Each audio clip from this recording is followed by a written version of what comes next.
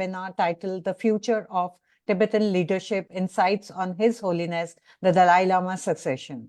My name is Nupur Hasija, and as a Senior Program Manager at the South Asia Regional Office of the Friedrich Naumann Foundation for Freedom, I'm delighted to have you all with us for what promises to be an engaging and thought-provoking discussion. The Friedrich Naumann Foundation is a German political foundation dedicated to the advancing liberal values, including good governance, the rule of law, education, and market economy. We support these principles through political consultancy, dialogue, and civic education.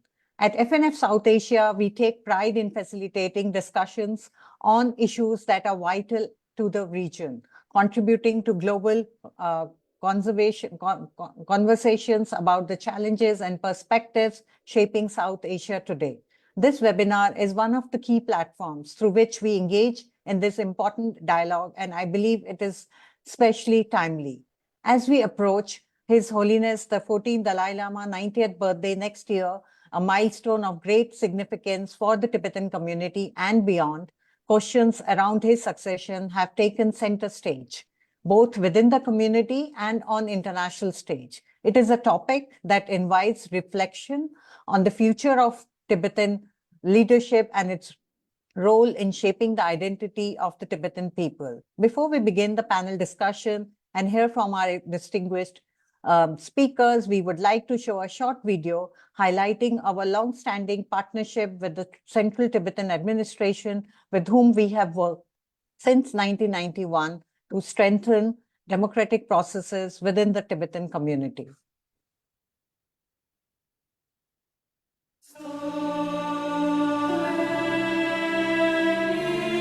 The Tibetan government in exile is primarily the democratic government in exile. We lost our country in 1959. Right from our first step inside the exile community, His Holiness always have the vision of democratizing the Tibetan governing system and Tibetan way of life. So that itself is the starting of the democratic, the parliament in exile.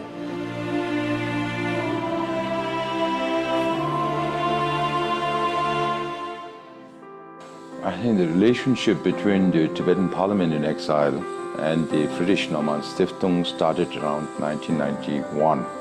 FNF collaboration is in making the democratic system deep-rooted in not only in the parliament but also at the grassroots level. This partnership is so extremely important because we are deeply convinced that the Tibetan cause is a very democratic, a very liberal, a very positive cause.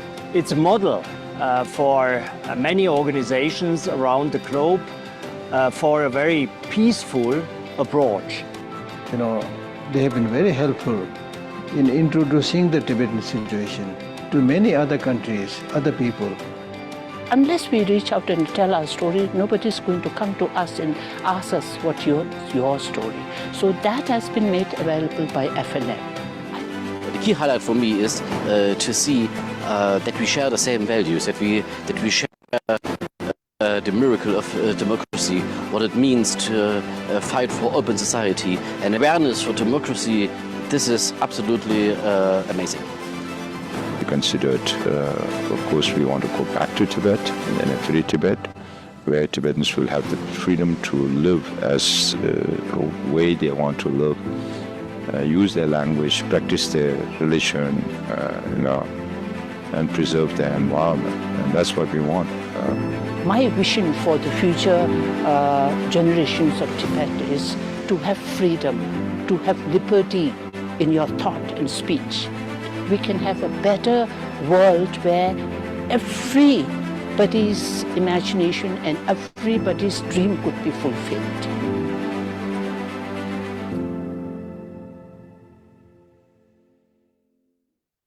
Thank you so much for this video, Nils.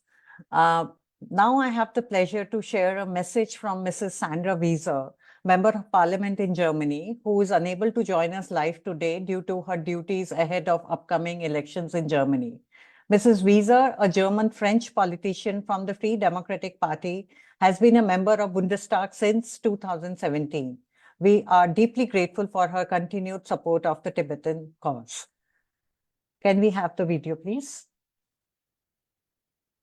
It's a great privilege to speak to you today on a topic of profound importance to the Tibetan community and to all those who stand for peace, democracy, and human rights around the world. As many of you know, next year, His Holiness, the 14th Dalai Lama, will celebrate his 90th birthday. This milestone is not just a moment for the Tibetan people to reflect on the profound impact of His Holiness's leadership, but also an opportunity for us as members of the international community to reflect on the future of Tibetan leadership and the challenges that lie ahead. As we look to the future, we face crucial questions regarding his succession. What comes next? How will Tibetans, both in exile and within Tibet, navigate their path ahead? These questions are all the more pressing given the geopolitical realities of the region, particularly with China's increasing interference in Tibetan religious affairs. During my visit to Dharamsala last year, I had the opportunity to meet with members of the Central Tibetan administration, to speak with exiled Tibetans, and to witness firsthand the deep sense of resilience and hope that still characterizes the Tibetan struggle for autonomy. What stood out to me most during that visit was the unwavering commitment to His Holiness's leadership, but also the understanding that the future has to be prepared. Tibetans, while united in their admiration for His Holiness, recognize that the transition of the leadership is inevitable. The international community, Europe, and particularly Germany have a responsibility to stand alongside the Tibetan people, advocating for the rights and ensuring that their voice remains heard. As policymakers, it's our duty to ensure that the Tibetan cause is not forgotten. Moreover, we must be vigilant in ensuring that the process of succession remains free from external interference. The Chinese government's attempt to control the reincarnation process of Tibetan spiritual leaders are a direct violation of Tibetan religious freedom. The freedom to choose their spiritual and political leaders is a fundamental right of the Tibetan people, and it must be protected. As I conclude, let us remember that the question of leadership is not about filling a role, it is about preserving the values of Tibetans. The path ahead is not clear, but the Tibetan people have shown time and again their strength, resilience, and unwavering commitment to the cause. Let us stand with them as allies in a fight for a free and peaceful Tibet. Thank you. Thank you, Mrs. Wieser, for the inspiring message. We are also honored to receive a recorded message from Sikyong Penpa Sering, the elected president of the Central Tibetan Administration, who will offer his valuable insights on the future of Tibetan leadership. Many greetings to all the participants of this conference. I regret to say that I'm traveling right now in Europe and that I could not be personally present at the conference. But I'm also thankful to the Foundation for organizing this conference with very eminent speakers. And I hope through this exercise there would be more awareness on His Holiness reincarnation and what the Chinese are trying to do and what we Tibetans are trying to do here. Of course, the Chinese government is not bothered about the living 15th Dalai Lama, living 14th Dalai Lama, but they are more concerned about the yet to come 15th Dalai Lama, because they know that they can control the Tibetan people if they can control the next Dalai Lama. So I think the best suggestion would be that I read out a statement that this present cabinet, the 16th cabinet, has issued on 29 September 2022 regarding His Holiness reincarnation ad verbatim. This is what was in the public domain. This is Kashak's position on the issue of reincarnation of His Holiness the 14th Dalai Lama. The government of the People's Republic of China adopted the so-called law on management measures for the reincarnation of living Buddhas in Tibetan Buddhism in 2007. Since then, the PRC has taken over the management of all monastic administration and in particular took complete control over the power to recognize reincarnated lamas, or what they refer to as living Buddhas, and continue to use it to meet their political ends. Moreover, the PRC government in real time conducts workshops, discussion forums, talk shows, and uses various means to promote a false narrative on the issue of reincarnation in general and in the reincarnation of the present Dalai Lama in particular. These activities are conducted on all the ordained monks and laity throughout Tibet. It is also a fact that the issue of reincarnation of His Holiness the 14th Dalai Lama continues to be discussed within our community and without as well. Therefore, the Kashak, or the cabinet of the Central Tibetan Administration, which you refer to as the government in exile, felt the need to present this position paper for everyone's information. Number one, the Kashak has firm belief that His Holiness will live to the ripe age of 113 as per propitious prescience and the repeated assurance of His Holiness the Dalai Lama. Number two, the system of recognizing reincarnated spiritual beings is a religious practice unique to Tibetan Buddhism. The fundamental thought behind this philosophy is to accept the principle of life after death. And the purpose of reincarnation is for the previous Lama to reincarnate and come into a new life form to serve what has been left behind by the former Lama. Then, number three, while extending our sincere appreciation and thankfulness to those freedom-loving democratic countries around the world, including the United States of America, for their complete endorsement of His Holiness the Dalai Lama's thoughts on this matter, we will pursue with due diligence to obtain similar support from as many like-minded countries as possible. Then number four is with regard to the reincarnation of His Holiness the Dalai Lama. His Holiness has repeatedly mentioned or stated since 1989 the official pronouncement of September 24, 2011, or any guidance in future is inherently discretionary.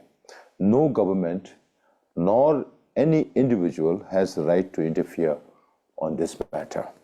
Number five, the religious activity should be conducted as per the responsibilities that His Holiness enshrines and entrusts. We have full confidence in the leadership of the Central Tibetan Administration at the time to take responsibility as entrusted. Number six, the Kashak is in the process of working on other related matters that need to be addressed concerning this issue. So these are the 6 position points that we have mentioned in the year 2022, and this continues to be our position. And based on this position, I'm sure the other speakers will also deliberate on other angles that has to do with the conversation or the discourse concerning His Holiness the 14th Dalai Lama and his reincarnation. So I wish this conference all the best. Thank you, Pentala. Lastly, it's my pleasure to introduce today's esteemed moderator, Dr. Anna Savarthal. Ms. Savarthal is an editor at the Standard, one of the Austria's leading daily newspapers, where she focuses on Asian affairs for the international desk. She holds an MA in Tibetan and Buddhist studies from the University of Vienna and earned her PhD at the Research Center Asia and Europe in a global context at Heidelberg University. We're fortunate to have her expertise guiding today's conversation.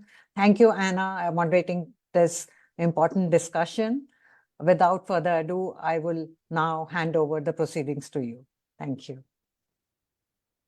Thank you, Nupula, Tocheche, and Trashidele, to everybody. It's really a great pleasure to moderate this really important and timely panel today.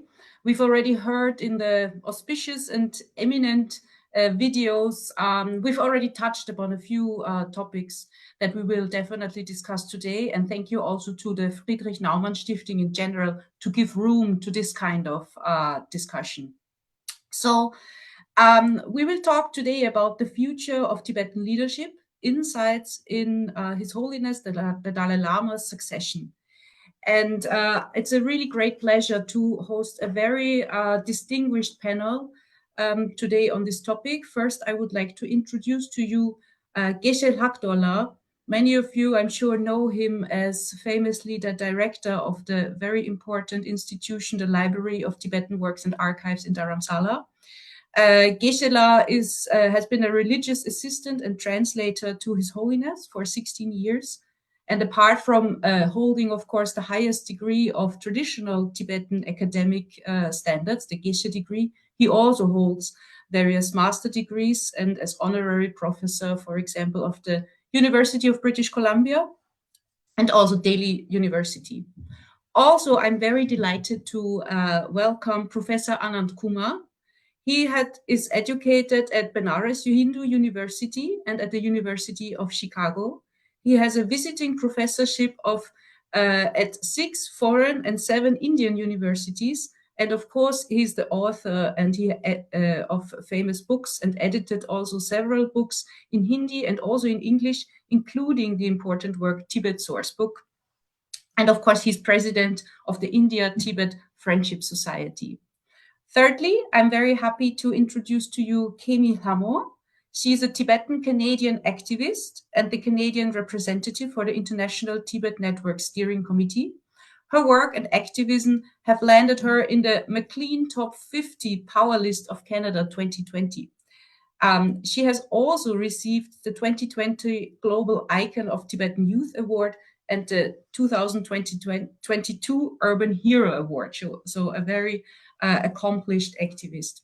And last but not least, it's great to see again Tenzin Desela. He's a senior researcher at the Tibet Policy Institute, Dharamsala. He's a trained anthropologist, actually, with a lot of fieldwork experience, also among the exiled Tibetan population. He's also the editor of the Journal of the Tibet Policy Institute. And he's a very active member of the academic community worldwide, which we can see also in the fact that he's an elected member of the board of advisors of the International Seminar of Young Tibetologists. So I think from all these 4 panelists, we will be able to get a very broad idea on the topic that we're discussing today from various angles. And I would like to start by asking the Venerable Geshe Lakdola if maybe he can briefly give us a bit of a concise overview of how the traditional beliefs surrounding reincarnation in Tibet actually work and why it is particularly important in the case of His Holiness. Geshe-la. Okay. First of all, I would like to express my deep gratitude to Friedrich Naumann Foundation, led by my friend Glenn, who I meet almost 2-3 times in a year. And I know your organization has been working consistently and rigorously and actively for the Tibetan cause for many, many years. So I would like to express my appreciation. For shortage of time, I may not be able to go into the depth of the process of reincarnation, but since this meeting is not just for the participant, but it's to be viewed by others, so I would like to just underline some basic rules why this concept of reincarnation is important. This is especially important not only for the Tibetans, but it is important in today's world, because today we are living in a materialistic world where the focus is primarily on the material things, and there is really not much understanding about the importance of human mind. Although we do talk about mind, but we don't even scratch the surface of what mind is, what emotion is, what the role it is played by this emotion and human mind. And I want to stress the importance of the point that Tibet is perhaps the only country living in the world who spend their whole energy, not for 1 year, not for 100 years, for several thousands of years, how to understand, discover the inner human resources and how to preserve it and protect it. So we know the best what it means to reincarnate and the importance of reincarnation, especially of His Holiness the Dalai Lama. Just for the layman's understanding, if I give you an example, tonight when you go to bed, your body is more or less dead. More or less, I'm not saying you're dead, but more or less you're dead. But your mind becomes even more active. That shows the possibilities of the continuity of the mind. Just to give you a small kind of hint or possibility. Now, in this context, China, one of the most extreme materialistic, where freedom is restricted. Everything has to be done in accordance with the dictates of the great helmsman, right? And who has really, honestly speaking, of all people, has the least understanding about human mind, and who does not believe religion. And now talking about recognizing the reincarnation of His Holiness Dalai Lama, which they already did with the Panchen Lama. Now they want to do this, and the Chinese have been doing this since a long time, since the Manchu time of Manchu. They have clearly seen that Tibetans follow religion. They have a lot of faith to the Lama, so thereby they saw, okay, it's important to, get some of the high Lamas reincarnation recognized, so that they'll become our pawn in our hand, and we can manipulate them. That has been there for many, many years. Now with this dictatorial, government, it is even more rigorous. It is more rigorous. So, but they may think that they are very clever, but for the rest of the international people, for at least people like me, they are absolutely stupid. They are making a mockery of the basic intelligence and common sense of human being. On the one hand, you try to destroy everything that represents people's identity, spirituality, things like that. Then at the same time, you jump in and say, okay, we are going to recognize His Holiness the Dalai Lama's reincarnation and the reincarnation of many Lamas. And in this context, His Holiness the Dalai Lama said, if you are really, really interested in recognizing reincarnation, why don't you recognize the reincarnation of Mao Zedong? Because you don't need to follow any system, any rule, do whatever you like. So you can say Mao Zedong was so great, now he came back as a great reincarnation, and then start praying to him. So what they are doing is really not worth even discussing. So short-sighted, so stupid, and so, shameless. So I don't even want to talk about it. Now, in the case of usefulness of reincarnation, it is not just, this time or last year. Since thousands of years, since we introduced this system of reincarnation, which is actually there in the teaching of the Buddha himself, that he reincarnated in many forms to serve all sentient beings. So the root is there. So if you go back with all these systems of reincarnation, you can clearly see how these great teachers, like His Holiness, how much they have contributed to the well-being of not only Tibetans, but people all over the world. Now, in the case of His Holiness, I don't have to explain this. We know how much His Holiness has contributed to the peace, harmony, and well-being of everybody. So therefore, recognizing his reincarnation is, of course, very, very important. But I want to conclude, there's not much time. I want to conclude and say that it is none of the business of anybody except His Holiness or those institutions and Buddhist practitioners who follow His Holiness. No one else has the responsibility. And China, of course, the most worthless candidate in this case. They have no right at all to recognize His Holiness reincarnation. Even if they try to do it, nobody will follow it. Some people might follow it as they are afraid of the dictatorial system, but otherwise nobody will follow it, as is happened with the Panchen Lama. So that's what I want to say. Thank you, Thank you. Geshe-la. Maybe one follow-up question. You've mentioned the case of His Holiness the Panchen Lama.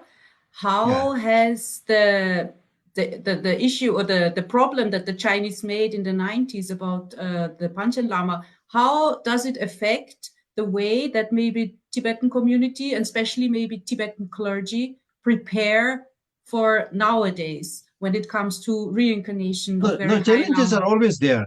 Even without Chinese interruption, challenges are always there, because as and when we talk about mind, it's very confusing, So people normally don't believe in future life, past life. So but because these questions are arising, you see, I have this book with me.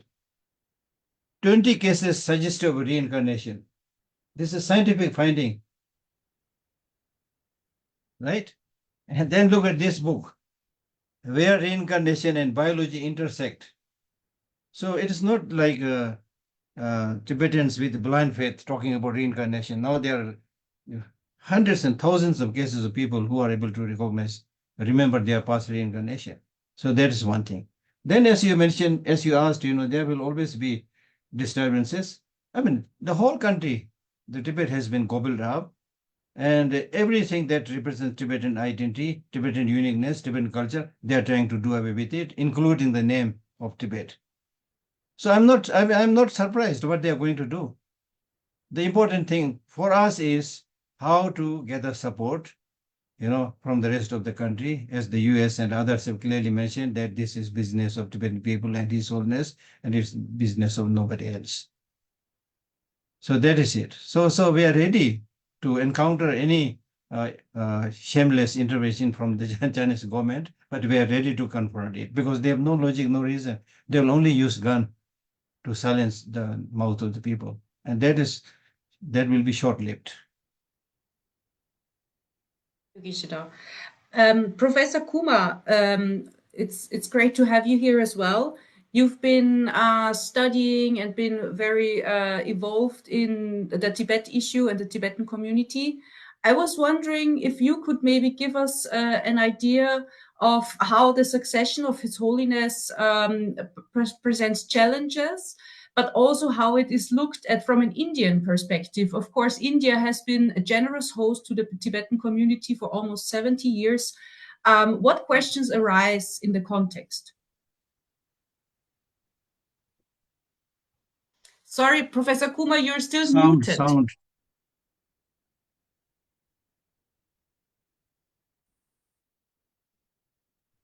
Mute. I thank you, Mishana, to join all of us in this very important dialogue. And as you started with presentation by one of the geshes to give us the traditional understanding of the situation, I think that for last 15 years or so, the Dalai Lama has been very careful in making himself limited to only spiritual presence. He has created a system of gradual transfer of power. So the secular questions are now totally under the command of the Tibetan Parliament in exile. And that has been accepted by the Indian government and most of the global powers. When they receive Kolon Tripa with due courtesy, and they're not cross-checking with the Dalai Lama about anything and everything which is coming to them as a decision of the Tibetan Parliament in exile. So that's one very important development in last 15 years or so. And that's very scientific, rational, secular solution of the problem which will emerge with the physical passing away of the person, the 14th Dalai Lama. Emotionally, the Indian people have been accustomed to identify Dalai Lama with Tibet and Tibet with Dalai Lama. We are always giving highest importance to the position taken by the Dalai Lama on anything, whether it was the case of Panchen Lama or it was case with the claims of the Chinese of developing and modernizing Tibet. Whenever there is a report coming from Beijing, it is contrasted with the report coming from Dharamsala, and Dharamsala is given more legitimacy. One good thing about the present image of Tibet is that people of India, officials, public intellectuals, and neutral people know that Chinese are not telling the truth. So that claim of China to represent the truth is always taken with a pinch of salt. And one good thing about the Tibetans in exile has been that they have been always presenting their story with the basis of facts. They were not using any subjective interpretation of the situation. There has been never maligning or stigmatizing of the Chinese people. And there has been very careful distinction between the people of China and the policy makers of China. Yes, there will be a huge challenge before the Tibetan community in exile to remain united and active and consistent in the absence of the present Dalai Lama. And that is something which they have to work out. But so far as we are concerned, as friends of Tibet, supporters of Tibetan initiative to say secure their identity, to protect their culture, there will be a proper continuity, because in case of India, the question of Tibet has become a general national consensus, whether it is party A in power or party B in power. They have maintained a clear line of supporting the Tibetan cause without moving in the direction of war or violence. So we are very worried about the scenario beyond the present Dalai Lama, but we are quite confident that given the present level of decentering himself, there will be quite a continuity. It is also interesting to let you know that even the spiritual role of the Dalai Lama is gradually being transferred to people like Professor Samdang Rinpoche and some of the other scholars. So the institutional structure which has been created by the Tibetans in exile under the guidance of Dalai Lama, the monasteries, the places where policies are being made, the religious continuities, they are all giving us a little of autonomy. And the Dalai Lama is not indispensable, there is no doubt about it. He is so unique, but at the same time, there will be not a collapse of the Tibetan cause. But we have to work out more rational strategies. And I think that this dialogue is one of the first initiatives where the Tibetan leadership, Tibetan spiritual icons, and the friends of Tibet, people like you and me, are being together to put our thoughts together to know what are going to be the challenges and how to make up for that. Yes, it is also a big problem that the Chinese will be going all out with their propaganda machine, and they may try to swing the public opinion. But as it is, China has a very low legitimacy level. They are not known to be very truthful. So between China and the Tibetans in exile, people of India will prefer to trust the Tibetans in exile.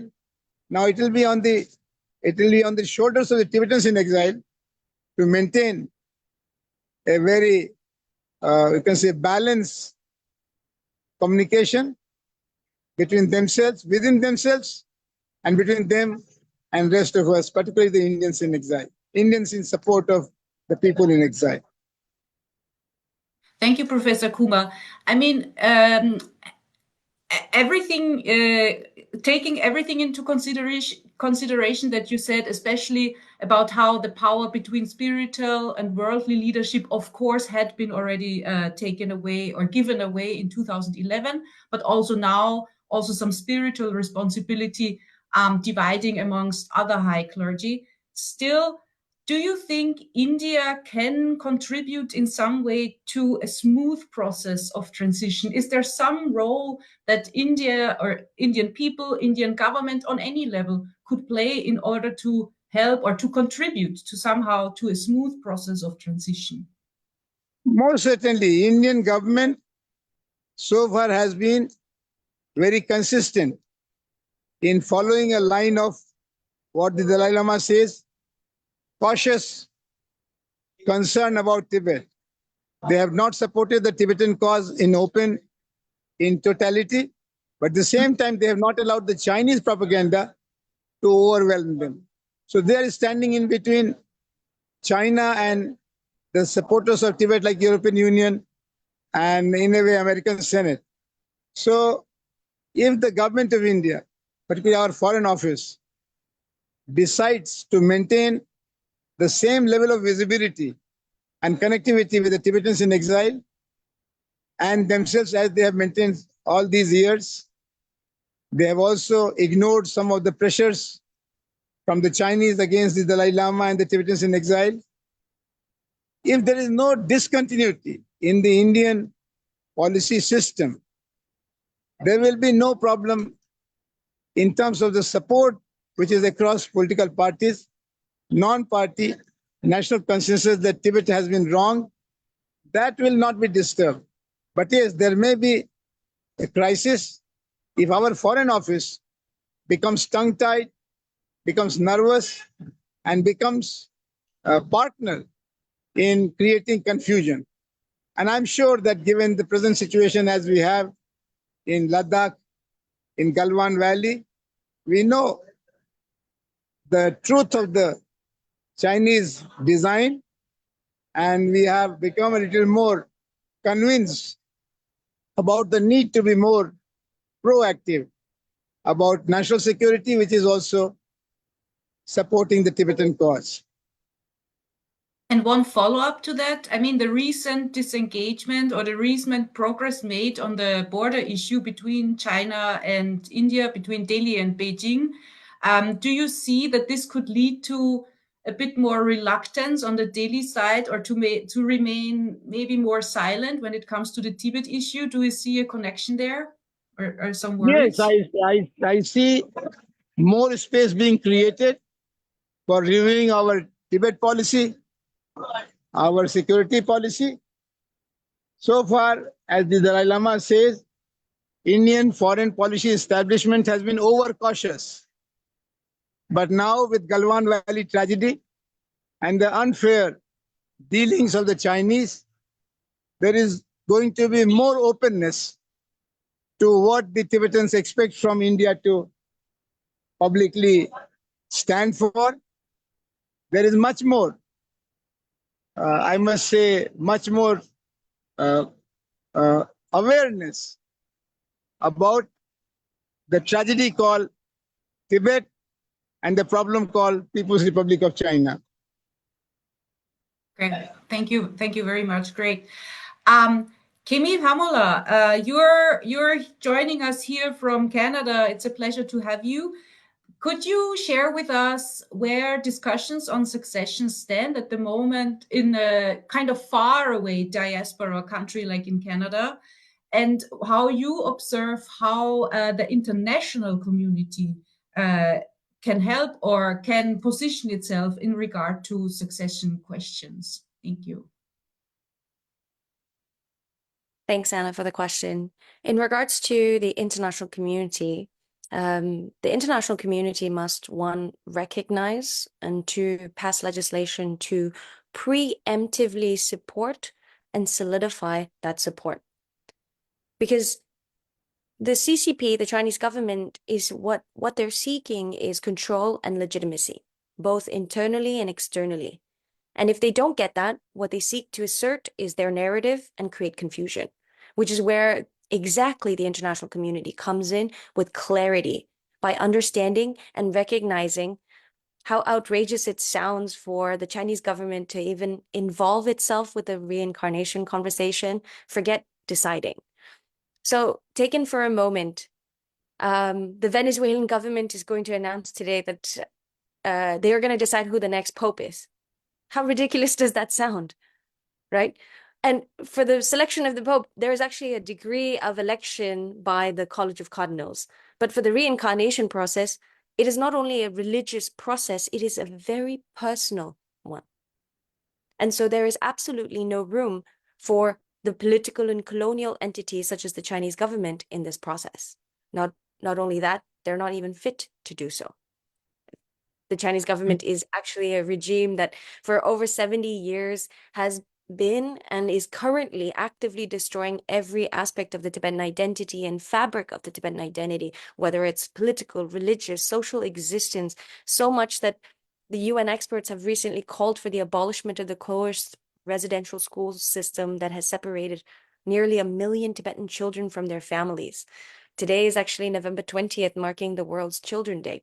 And just imagine for a second, children as young as 4 years old are being separated from their families and being taught how to read, write, and even think in Chinese instead of Tibetan.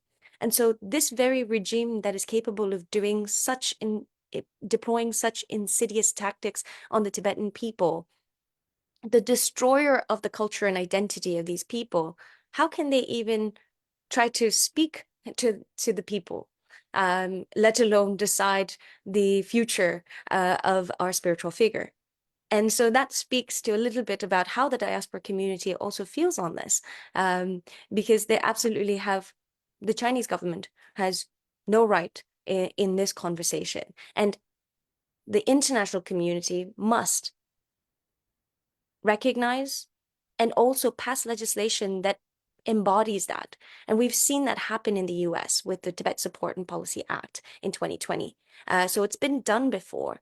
And it's also explicitly mentioned that any intervention by the Chinese government will result in consequences such as sanctions and such. So the international community really has a role to play here, right? With expressing their preemptive support and also asking the questions of where is the Gendin Chuki Nyima, the 11th Panchen Lama?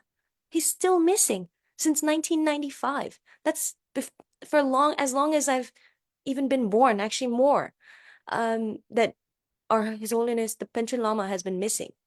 And so, again, the Chinese government is trying to seek legitimacy and control both internally and externally. And the Tibetan people inside Tibet, despite all the oppression, where it's recognized as one of the least free places on earth, the Tibetan people, despite all this, are finding ways to resist the autocratic imposed government rules and regulations, where the Chinese government has appointed a fake Panchen Lama to seek legitimacy, but the Tibetan people are still resisting.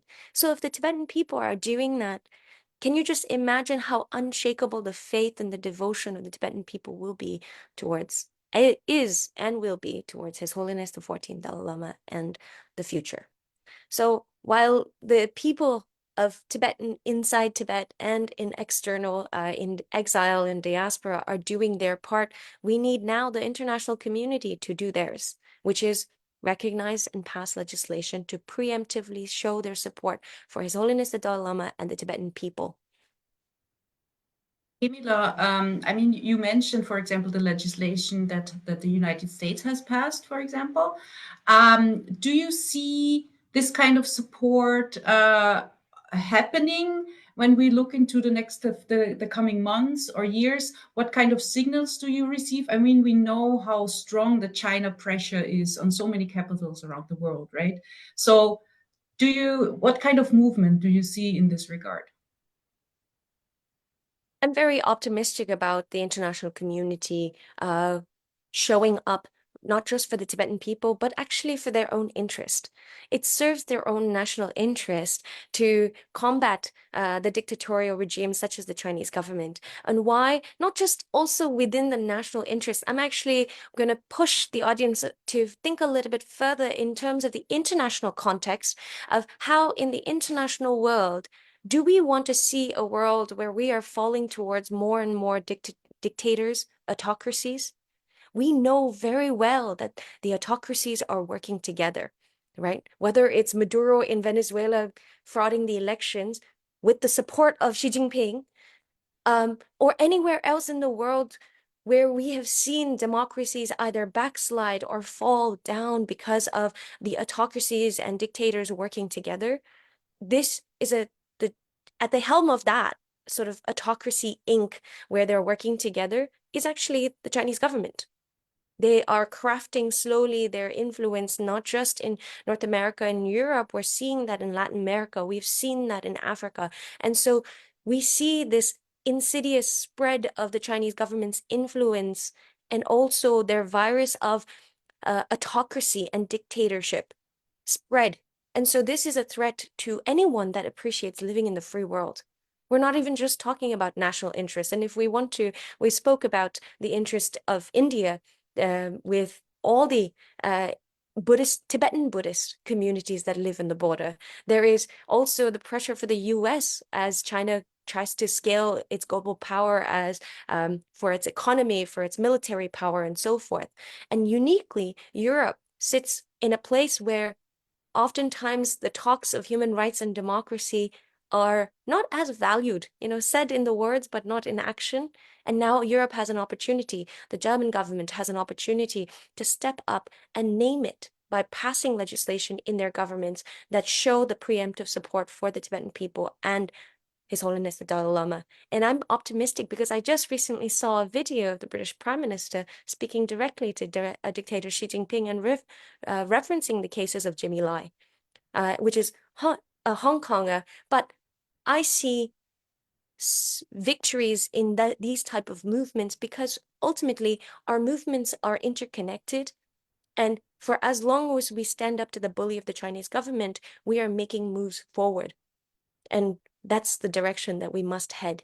And so I'm optimistic because there is signs of hope, but also it serves the interest of all of our humanity and anybody who appreciates human rights, democracy, and freedom to be working in that direction. Like to maybe turn to zoom in a bit more into the situation in Dharamsala. Tenzin Desela, again, it's great to have you here. Maybe you can share your perspective on what kind of signals you sense when it comes to support of international community, how they reach, or if they reach Dharamsala, and maybe in a bit of a second tier of that question, how is the Tibetan community itself prepared to navigate its relationship with China after succession? Well, thank you, Anna, for chairing this session, and to Friedrich Naumann Foundation for having us over. And it's a very tough act to follow after these three illustrious speakers, but nevertheless, I'll go ahead and voice my opinion. Well, when we start thinking about Tibetan community, I think there's these two strands that we have to start thinking about, these two strands of Tibetan communities. So one that is living outside Tibet, and the Tibetans living within Tibet, which is under the colonial occupation. And just to get perspective on what has been happening in Tibet, particularly in terms of People's Republic of China's engagement with Tibet, we have to think in terms of two activities that China has been approaching Tibet. So one is state making, and another is nation building. So state making, we can think about this incredible infrastructure building, like incredible railway networks, and then particularly the ones we can think about. There's this pun where people say that it's the never-ending party, so to speak. What I'm trying to get at is the fact that the CCP is pretty much in everyday life. So in everyday politics of Tibetans living inside Tibet, the party is everywhere. In every institutions you go to, down to the village level, the party is everywhere. So this is the state-making process. And in terms of nation building, what has been perhaps been one of the biggest challenges for the People's Republic of China in terms of trying to project this idea that this is People's Republic of China and Tibet is part of, quote unquote, Tibet is part of People's Republic of China. I think this idea has sort of come to a reckoning in 2008, where there was this massive protest throughout Tibet, and then Tibetans rose up and said, "Okay, this is, we want His Holiness to return to Tibet, and we want freedom." So these are the ideas that were, this is the failure. So the point I'm trying to get at is that these two strands of Tibetan communities living inside Tibet under colonial occupation, where there's this very little breathing space in terms of voicing your opinion, but nevertheless there are many creative forms of protest and resistance that is ongoing in Tibet. And at the same time, there's this Tibetan movement in exile that came, that they were forged since we came to exile in 1959. So how, if you look at diaspora movements throughout the world, have they succeeded in making this two strands of movements cohesive in communication with each other, cohesion movement? And I think this is one of the biggest success of the Tibetan people, is that these two strands of movement are in conversation with each other, are in mirroring each other. Tibetans in exile amplifying the voices of Tibetans inside Tibet. So I think one of the singular most important figure that has been sort of coalescing and navigating these two strands of movement and then making it a cohesive movement is His Holiness the Dalai Lama. So, so what kind of signals are we sending from Dharamsala? And I think you can look at many diaspora movements, and there's this pertinent question about, oh, do they represent us or not? And I think this is one of the most singular success of the Tibetans in exile, is that we have never faced this question. Tibetans' ability to represent Tibetans inside Tibet is unquestioned. I think this is one of the success stories that hasn't really been told much. And I think this is something that we have to lay our emphasis on. And in terms of what kind of messages are we sending from Dharamsala, I think the message is quite clear that His Holiness has time and again, there's this, of course, there's this statement of 2011 where he said that once when he reaches the age of 90, there's going to be a discussion about it. So we will have to wait for a little while, not too long, but we will have to wait for a little while to get a clearer picture of what is going to pan out. But nevertheless, what is really important, and it's too early to discuss about legacy, but one of the important activity that he has demonstrated through is the devolution of his political power to elected leadership. And I think this is something that's incredibly important. And I think, of course, sometimes, our democracy, like many other democracies, do attain a level of, in terms of decibel level, it does attain, like, it can be, nevertheless, the point I'm trying to make is that it's quite really important to be able to stress test our democratic institution and to have a sustained, we need to have a deliberative institution where different ideas could be discussed, and then so institutionalization of and the transference of power and democratization is singularly, like, in terms of it's too early to discuss legacy, as I mentioned earlier, but I think it's incredibly important to think about what an important achievement it is to be able to devolve political power and then hand it over to elected leadership. Absolutely. I have a follow-up question on what you just said in the end. Maybe before I pose my question, I would just like to remind the audience, if you have any question, we will open up the floor in a short bit. So I welcome you to just pose some questions, and we will contribute it, or we will continue to discuss it. Tenzin, what I was just wondering is the question on on the democratization of Tibetan exile community, or the situation of democracy amongst the Tibetan community.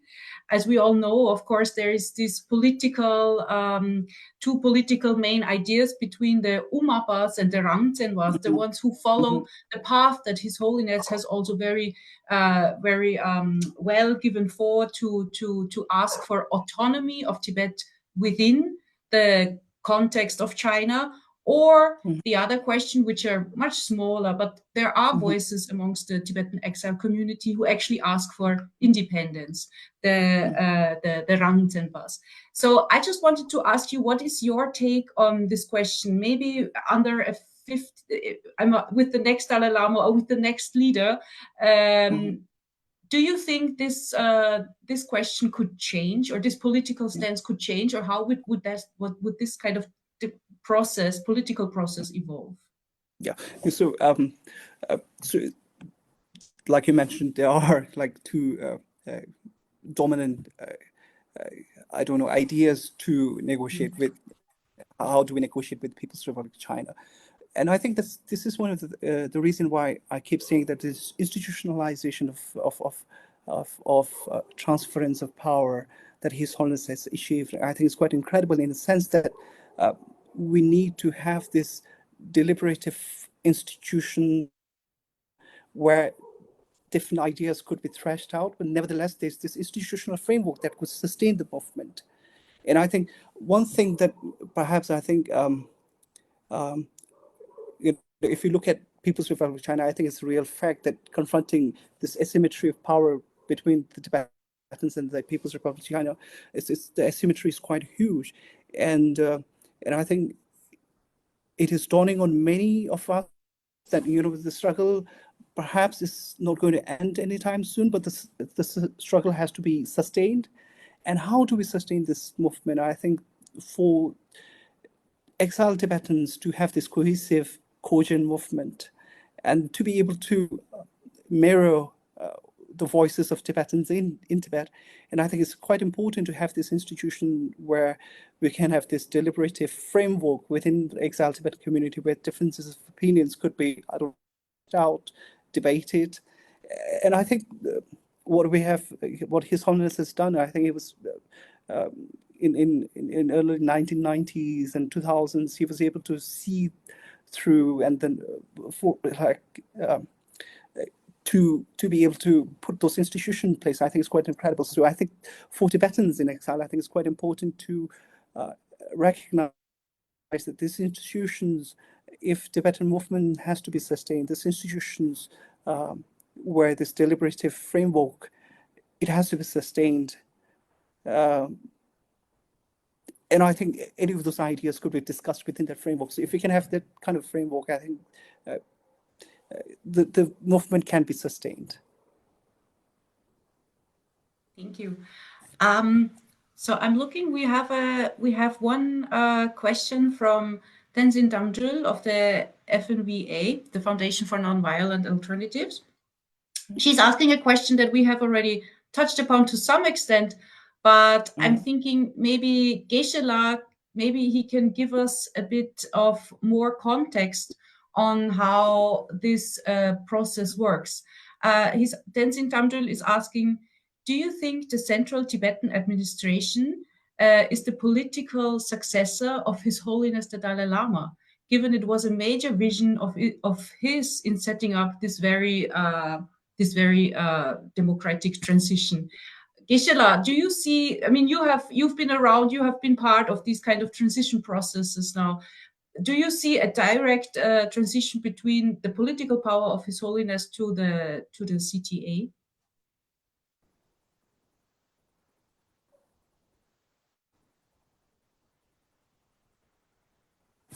Yeah, I mean, His Holiness has already transferred his power. In 2011, when he devolved his power, he clearly said that now, before that he said, I have retired. Since many years, he said, now you need to take the responsibility. It's amazing that you have so much, trust in me, but it is risky and dangerous to trust just to one person. The political leadership should be elected democratically. And then gradually in 2011, as we all recall, that he has devolved his power and given the power to Central Tibetan administration. And elsewhere also, His Holiness clearly said that it doesn't look nice for a religious leader to be the political head also. So he's not at all interested in, a religious figure being the head of the Tibetan government, particularly in this modern age. So therefore, I would say he has already transferred his power to the CTA, political leadership, the Sichong and so forth. So therefore, because of his decision much in advance, I think we got good time to already prepare. And the Sichong, whether it's Lobsang Singhi or Pemba Sering, they have been doing their successive tours around the world and making connection with the rest of the world, different countries. So I think we are doing quite well. Of course, there are many, many concerns because you can't expect people to pay the same devotion to the Sichongs as they have been doing with His Holiness because he is a religious head. But in a way, that may be even more convenient for people to raise their voices, ask direct questions, which they may not be able to do to His Holiness because of their great reverence.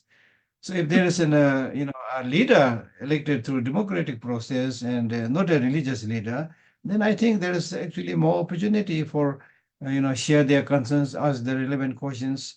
So we are really, I think, as His Holiness vision, and through that process, we are really now moving into the proper process of practice of democracy. So then we have the parliament, which His Holiness vision so many years back. So now it is up to the Tibetans, Tibetan, not only the leadership, but the Tibetan community to know how important this responsibility that is given to us. And as many had voiced, to remain united and to see our goal clearly and to preserve our language, culture, identity, and so forth. So there we need to really work very, very hard. So otherwise, His Holiness has done his job. That's a really good point. Maybe just to quickly follow up, I would be interested what your views are when you say that people that they have more room to voice their concerns. What do you think concerns are these days that people maybe feel more free about? Concern is like many, we are ordinary human beings, so we all make mistakes. It's not just Tibetans, everywhere, for example, the very process of democracy, it is written in the political science that democracy, when it's given in the hand of educated people, then it is democracy of the people, by the people, for the people. But it is given to, uneducated people, then it's government of the cattle, by the cattle, for the cattle, you see. So there's a really risk of going towards that direction.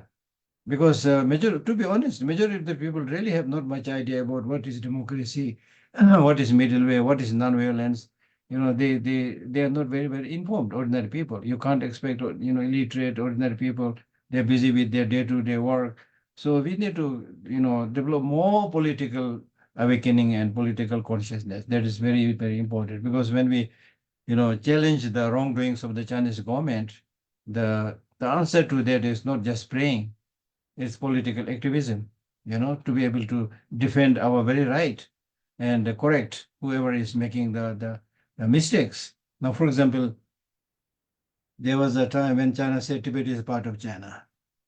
And then the rest of the world, unfortunately, the rest of the world followed what China said because of, business purposes. They all repeated the mantra, Tibet is part of China, Tibet is part of China, not knowing that China is repeating this mantra because they know Tibet is not part of China.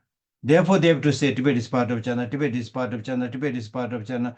If Tibet is part of China, it's a given fact. They don't have to repeat this. So now we need to request people, please, don't say that. Don't say that. And now gradually, like as the US Congress has accepted, there is no document, proving that Tibet is part of China. Now they've started saying this. So hopefully there will be more kind of awakening among the rest of the country, rest of the world, and say the right thing. So that is very important. So awakening, whether it's a religious awakening, whether it's a political awakening, whether it's awakening on Tibetan culture, importance of Tibetan language, there we need to really work very hard. And this is my personal feeling and personal concern also, because the very identity of Tibetan people is deliberately destroyed by China, as we already discussed.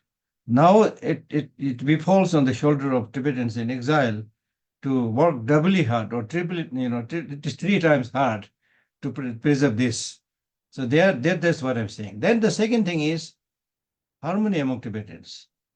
Because of His Holiness's great leadership and also due to the leadership of some other religious great teachers, the harmony was quite good.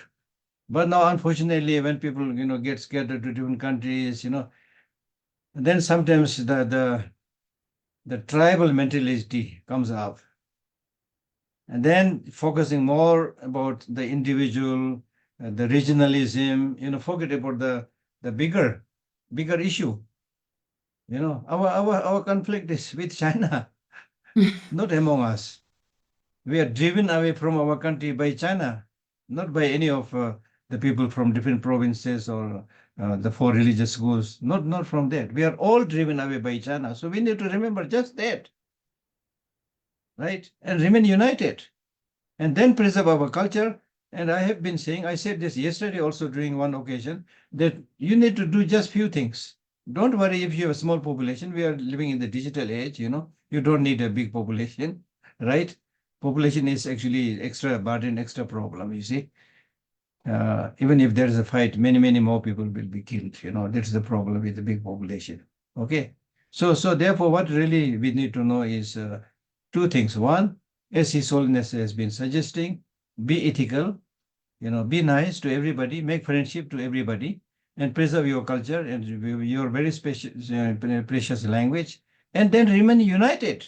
You need to just do these two things. If you preserve your good culture and remain united, you will outlast the Chinese dictatorial system. Because the dictatorial system, it is not founded on solid basis. It is founded on oppression, power, blind faith. And people don't like that. On and off, we do get those information from China itself right now, right? So therefore it will not last long. So when it starts crumbling, Tibetans should have already made the preparation to go back to their country and handle everything. So the question is, are we prepared? I will not say not prepared, but we need to do a lot of work in this area. That's what I think. Yeah. I want to quickly jump in here. Yeah, I saw, Kimi, you wanted to say something. Yeah. I wanted to say that, as someone who's been born third generation stateless in India, who's never seen Tibet, and grew up in the West, on behalf of, and if I may speak on behalf of some young folks, young people, specifically Tibetan youngsters that have only dreamt about being able to see His Holiness be in his rightful position in the Potala Palace, are united. We are constantly engaging in various campaigns that are, by following the teachings of His Holiness the Dalai Lama, trying to be 21st century Buddhists by engaging in strategic nonviolent actions wherever we are. We're waging strategic campaigns against not just the Chinese government directly by combating their propaganda and lies that they're spreading, whether it's in the French Museum or in Budapest, where they're trying to spread lies by speaking of modernization, but then really just trying to erase Tibet out of every encyclopedia, dictionary that one can imagine, libraries. We are not only challenging the Chinese government directly, we are challenging every form of repression that the Chinese government is exporting in various parts of the world. In the US just recently, we have put out a transnational repression report that is over 140 pages that has been solidified in terms of the findings by Washington Post with their 6-month investigation. So the young people are here, they are organizing, they are ready. Yes, there's a lot to prepare for, and we recognize the challenge that is ahead of us. And we are constantly trying to upskill ourselves, and we are giving the institutions that His Holiness, because of His Holiness's visionary leadership we have systems and institutions in place that will hold us together during the times when it will be rough. And not only are they secure in what they do, the youngsters, the Tibetan people have also accepted, and not only accepted, they believe, despite differences in opinion. And earlier you asked a question of, difference in opinions of whether they're Uma or Rangzan. It actually doesn't matter. It is ultimately coming down to the point that Tibetan people have the right to decide their own future. And when it comes to that question, the right to self-determination for the Tibetan people is a universal right. And so with that said, any institution or system continues to stay in power, or at least it should, with the political legitimacy that they have from the people.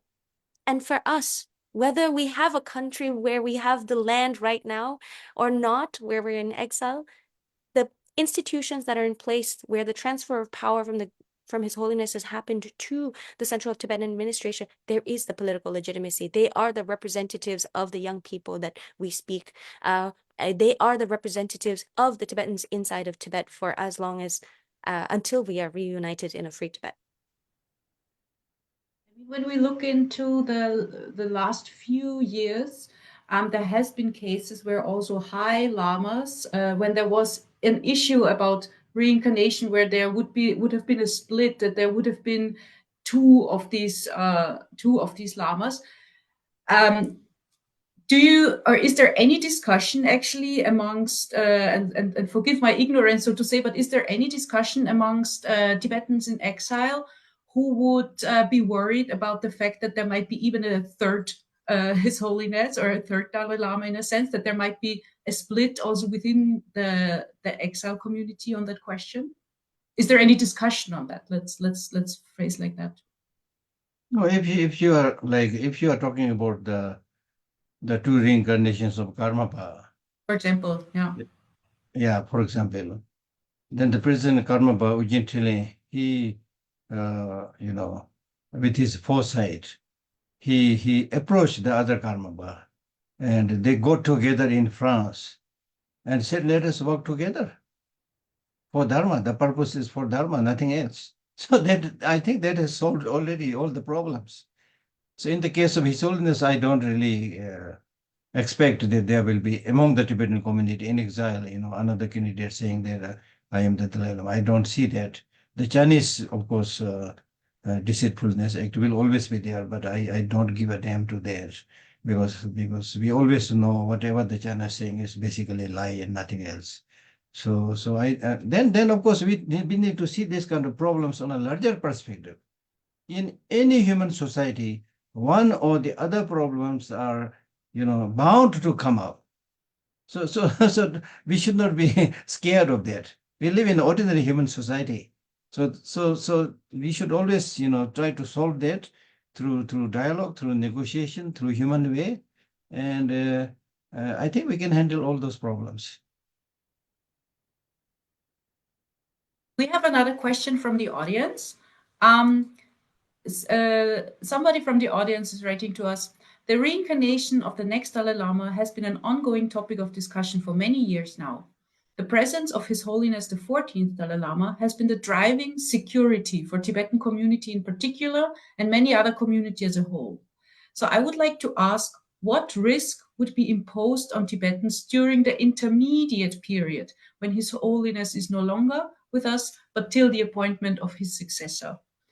I'm wondering, maybe Tenzin Desela, do you want to jump in here, or maybe Professor Kumar? Do we Professor see any? Anand, do you want to take this if he's around? If not, then perhaps I can put in my 2 cents worth. But Professor Anand, do you want to go ahead? The reality is there before us that when there will be reincarnation identified, he or she may be a child who will take a few years to mature, and that will be a great transition time. And as Geshe-la said, they are mentally preparing themselves for that transition period. But there is already a kind of training of the Tibetan people by the Dalai Lama himself when he allowed for a referendum where more than 85% people said that they trust the Dalai Lama's wisdom and judgment, and whatever he suggests is our position, and that is in favor of middle path. But around 10 to 15% people were thinking of some other solutions which were not exactly around the line of middle path. So that kind of plurality of perspectives is not going to be a new situation. Dalai Lama ji has guided them to learn to live with differences and agree with the majority. Secondly, there is going to be some kind of gap of perception between people inside Tibet and people outside Tibet. And even among those who are outside Tibet, there will be one position taken by people living in India, and there will be a separate perception among the people, Tibetan diaspora in Europe and America, because European and American reception of the Dalai Lama's campaign has been more positive, more visible than it was in India. India has always offered a subdued kind of support at the official level. So there will be difference of expectations in terms of the support system, but living with plurality of perspectives is going to be something like a good quality for the Tibetan campaign for autonomy and survival. I also want to underline the fact that the middle path based approach also created an opening of dialogue with the Tibetans, between Tibetans and the Chinese. And there were 8 rounds of dialogues. So as the Buddhists believe that reality is ever changing, we have to know that if there's going to be a transition in the Tibetan community in terms of the institution of the Dalai Lama, there's going to be transition with Tibetan Communist Party and Tibetan military system also. And who knows, it may implode. So there are many possibilities from very pessimistic to very optimistic. Thank you. Mm-hmm. If I can quickly jump in, I think yes, please. One of the things that we can perhaps look into is the fact that our Exile Tibetan movement, like I mentioned earlier, has been rather cohesive. It has been able to mirror the movement within Tibet. So there's this huge conversation going on, and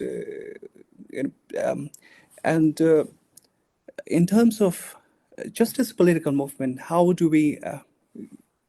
can we sustain this movement for the restoration of freedom movement for the Tibetan people? And I think it's quite important to have this understanding that institutionalization and democratization of Tibetan movement is a platform which is of immense import, in a sense that this forms a deliberative format where like many of these concerns that has raised through this presentation about what is going to happen to differences of Tibetan diaspora dispersing into different parts of the world. So if we have this deliberative format in Dharamsala, in India, this is going to be an incredibly important fulcrum through which we can sustain the movement. I'm looking a bit at the time. We still have a few minutes, so I'm wondering maybe it would be a good idea to close with the question that maybe everybody can give a bit of an idea of what you think of, is the fact that China has been rising for many years, and the People's Republic of China, it's not going to stop from being a very influential, some people call it superpower country in the world. What do you see would be important for the Tibetan community to do in order to remain noticeable and not to be forgotten, in a sense? And that also, of course, includes the question of the succession of His Holiness. Maybe Professor Kuma, would you like to start?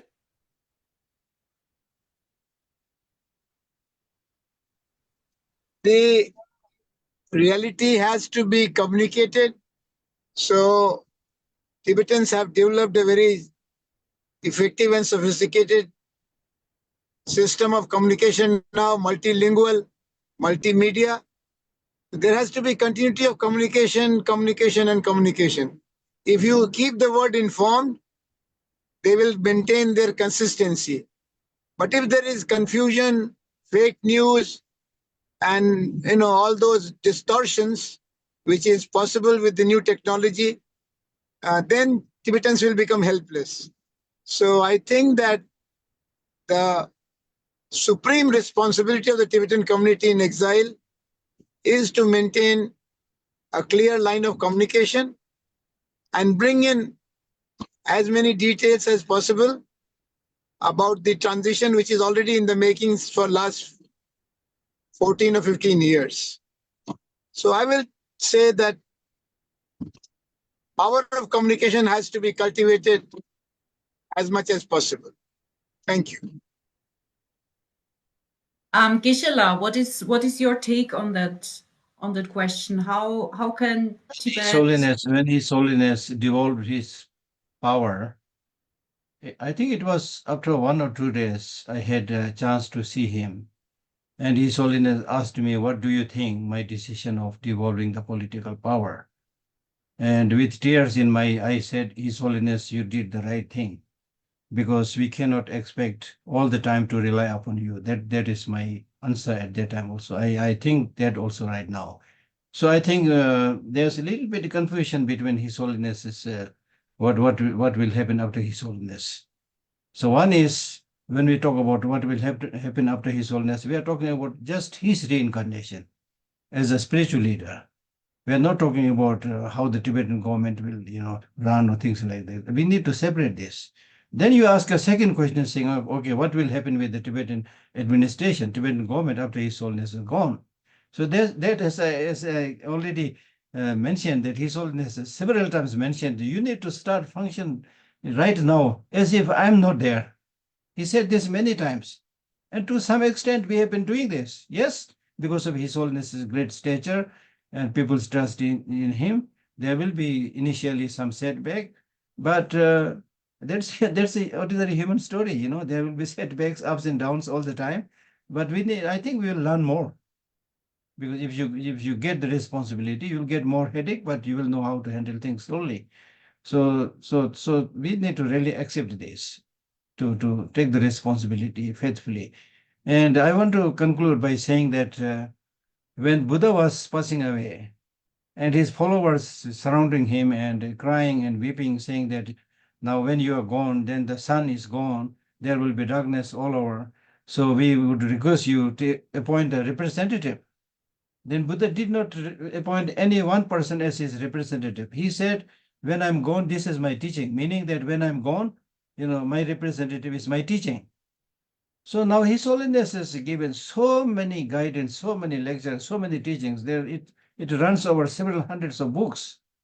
His guidance is always there. Now, if Tibetans are, honest enough, good enough, intelligent enough, we need to just listen to all these guidances that is already there in black and white, and follow that. And imagine if you are a true believer, that His Holiness is something very special.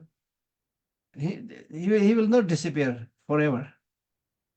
Just like the Buddha that we are thinking about today, he is no more physically, but His Holiness will be seen like a Buddha, and we'll remember his teachings, his guidances, and follow it. There's no problem. Maybe very briefly, Kemila, and then also Disila, do you want to also find some concluding words to that? Following Gisela, I was thinking, when a young person moves out for college or wherever else, their parents' teachings continue to stay with them. And likewise, I'm sure that the Tibetan people will have challenges. There will be things where you're like calling up your mom and dad, figuring out how to do things, but you figure out a way. And it feels like the world has continued to build amazing adults. So we'll be fine. Of course, it'll be challenging, but we'll be okay, is what I think. But I want to add as a response to your question, Anna, is that the Tibetan people, the question of being forgotten, I think it doesn't even come to my mind. The reason being, one, the Tibetan people have preserved the Dharma, the three jewels, that for anybody in this world that will continue to exist in our various realms, the Dharma serves, whether if you think about it in a religious and spiritual perspective, or if you think about it even in a very secular perspective. The teachings of love, compassion, wisdom is universal. And so that's not something that I think will ever leave from our world. And likewise, the Tibetan people's culture that they have preserved, the Dharma that they've preserved, will also continue to serve for end of time. And then in addition to that, what I think from a political stand of view, what is important is solidarity and allyship of the international community. Right? These are the friends that we need when we move out. When your parents are not picking up the call, it's okay. There's an auntie, there's an uncle, there's friends that come out to your support, and they'll come. And we recognize that we don't live in this world alone. And our teachings have taught us that we are interconnected and that we can rely on the support of the international community, because they will come to support us. And not only like support us in the sense that we need that support. I want to emphasize another role that the Tibetan people play, which is having a partnership with the international community. Why? Because Chinese government is a threat, not just to the Tibetan people, but to the international community.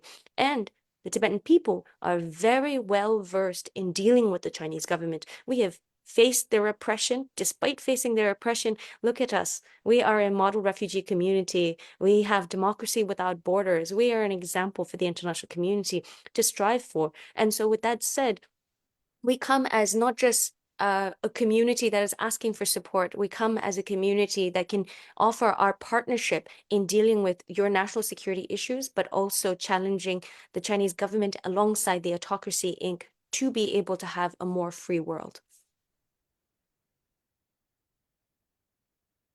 Gisela? Yep, right. Certainly.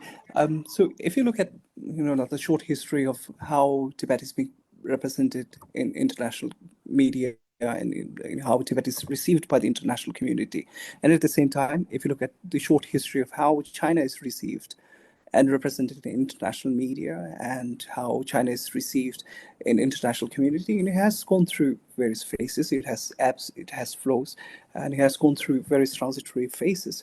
But what is really important, if you look at Free Tibet movement, quote unquote Free Tibet movement, it was incredibly popular in one particular period of time, and it sort of waned, and then now, so it's quite difficult to actually say that whether Tibetan is going to be a function of how Tibetans are represented in international media or it's received by the international community. And I think for me, the more important question is how Tibetan movement is sustained by the Tibetan people. And I think this is why I keep coming back to the question of having this deliberative format where differences of opinions could be threshed out so that we can have this sustained movement, these institutions that we have built over here. Geshe-la and everybody talked about the foresight of His Holiness to devolve the political power and have this sustained institutions of democracy where ideas and differences could be deliberated. A deliberative format is there, so that at least so in order for us to sustain this moment, these are the questions that, for me, it is of more concern than how Tibetans is received by the international community. For me, what is more important is the sustenance of those democratic institutions and how the Tibetan movement is sustained by the Tibetan people. And how can we continue to have this conversation between the Tibetans living in diaspora and the Tibetans living inside Tibet. And I think if we can have this conversation going, if this conversation is cogent, cohesive, and I think we can still continue to have this long sustained movement. Absolutely.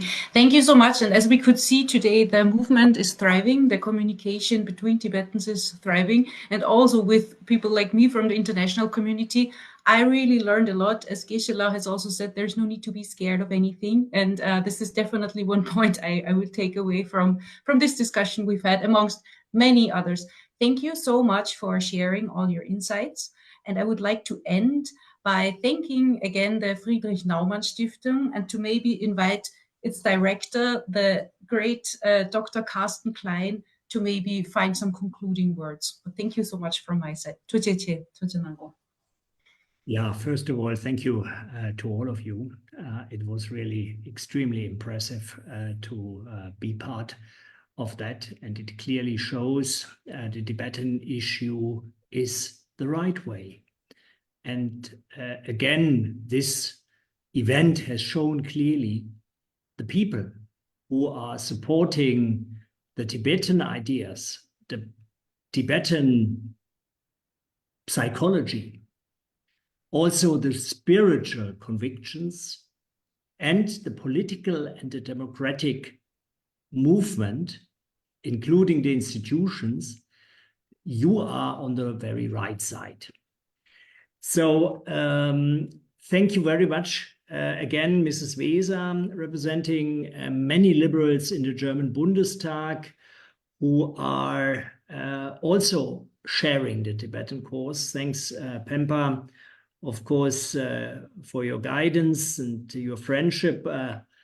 Venerable Geshe-la, I would be very, very happy to see you again soon here in Delhi and perhaps also in Germany. Professor Kumar, thank you very, very much for giving us this excellent position from the Indian side. India is the largest democracy on earth, and Tibetan democracy in the Indian Tibetan democracy is just the very, very right way. Mrs. Sabatal, thank you very much for your commitment. And of course, dear Mr. Lamo and dear Mrs. Lamo and dear Mr. Desal, for bringing in these extremely relevant points. I'm really convinced that good quality journalism, for example, which spreads the news of this democratic movement, but also initiatives like the International Campaign for Tibet, Mr. Müller and the colleagues there, but also the Deutsche Nepal-Gesellschaft, the Deutsche Bhutan-Gesellschaft, and many others. You are all supporting this very positive, great, and right way of the democratic movement and transition in Tibet and far beyond that as well. And let me, coming myself from the parliamentarian background, say one other thing, and that was also mentioned by Geshe-la and Professor Kumar. This is so extremely important, and Mrs. Lamo, that we bring in many more actors from the parliaments, from the lawmaking institutions to bring a clear strategy and a clear stance on the Tibetan affair for the future.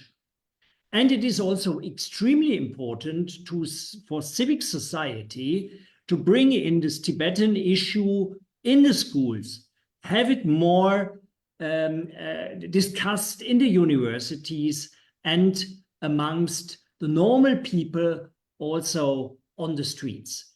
Because learning from that course gives everyone an additional, very positive thought perspective on democratic values and a democratic movement.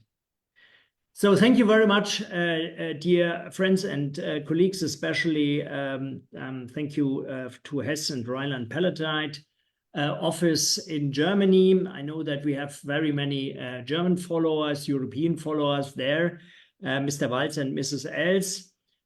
Thank you very much for Tibetan CTA and our direct partner SAD for these years of permanent excellent collaboration. Thank you very much, dear colleagues. from our own Friedrich Naumann Foundation, dear Mrs. Nupur, Tashi, and all the other friends here. Thank you. Without your permanent commitment, that would not be possible in a quite small foundation. We, as the Liberal Foundation from Germany, we stand amidst you, the Tibetans. We did that in the last 35 years, and we will definitely do it also in the next upcoming decades. And be assured, whatever we could do, we are happy to do it for and with the Tibetans.